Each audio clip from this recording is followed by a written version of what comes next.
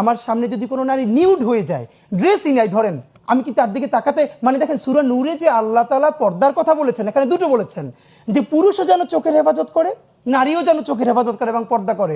তাহলে একমাত্র নারী ঢেকে থাকবে আর আমি তাকিয়ে থাকবো, এটা?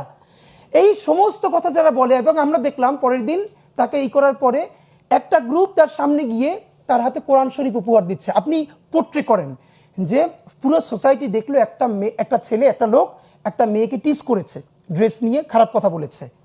পরের দিন তাকে ছাড়িয়ে আনার পর বীর বিক্রমে তার হাতে কোরআন তুলে দেওয়া হয়েছে, ফুলের মালা হয়েছে। এবার আপনি ভাবেন, যারা ইসলাম ভালোবাসে, মুসলমান ভালোবাসে, এমনকি আরবান সেই ক্লাসটা যারা ধর্ম পালন করে অ্যাজ ওয়েল অ্যাজ তার কালচারেও সে ওরকম বিলং করে, তার কাছে কি মেসেজটা যাচ্ছে?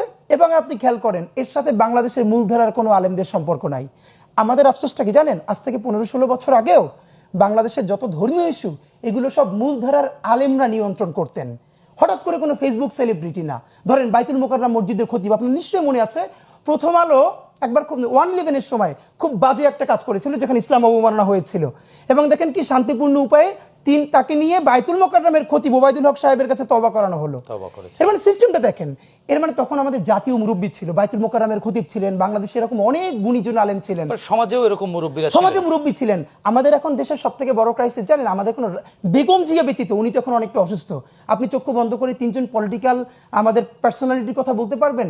পুরো জাতি তাকে বিশ্বাস করে, যে কোনো পলিটিক্যাল ক্রাইসিসে নাই। বেগম জিয়া একমাত্র, আল্লাহ ওনাকে যে কয়দিন রেখেছেন আমরা ওনার উপরে সেই ট্রাস্টটা করি। নাম্বার 2, আলেমদের মধ্যেও না ওই জায়গাটা হাসিনা এমন করেছে, সবাইকে বিতর্কিত করে গ্রুপে গ্রুপে ভাগ করে এখন তারা নিজেরা ঐক্যবদ্ধ নাই। এবং মাদ্রাসা মসজিদগুলোকে এমনভাবে সে নিয়ন্ত্রণ করেছে, ওই জায়গাটা নষ্ট হয়ে গেছে। ফলে হয়ে গেছে কি, দেখেন তৌহিদেরই মুর্শিদ আমার মুহাম্মাদের নাম, কি চমৎকার তৌহিদ শব্দ। এখন আপনি নিজের কোনোদিন বলতে পারবেন আমি তৌহিদি জনতা? না, আপনার ভয় লাগবে, তাই না? ভাই বলতে পারবে, আমি বলতে পারবো। অথচ যারা ছিলেন তৌহিদবাদী, যে ইসলাম সব থেকে বেশি ইনসাফের কথা বলে, এখন সেই শব্দটাকে একটা গ্রুপ পলিটিক্যালি ক্যাশ করে তারা সব থেকে উগ্রতা ছড়াচ্ছে।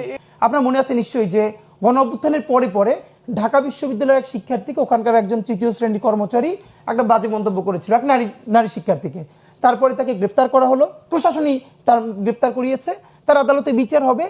আমরা দেখলাম যে রাত্রিরে কোট আনকোট তারা তৌহিদি জনতা নাম দিয়ে সেই থানার সামনে হাজির হলো যে তাকে ছাড়াতে হবে। এবং সব থেকে আমার খারাপ লাগলো, পরের দিন যেটা গিয়ে দেখলাম, তাকে যখন কোর্ট জামিন দিল, যে ঠিক আছে তাকে জামিন দেওয়া হয়েছে, প্রথমত হলো দেখেন ইসলাম পর্যন্ত বলছে, আল্লাহ রাসূল সাল্লাল্লাহু আলাইহি ওয়াসাল্লাম বলেছেন যে আল মুসলিমু মান সালিমাল মুসলিমুনা মিন লিসানি ওয়া ইয়াদি, প্রকৃত মুসলমান সেই যার হাত ও মুখ থেকে অপর মুসলমান নিরাপদ থাকে। মানে আমার জবান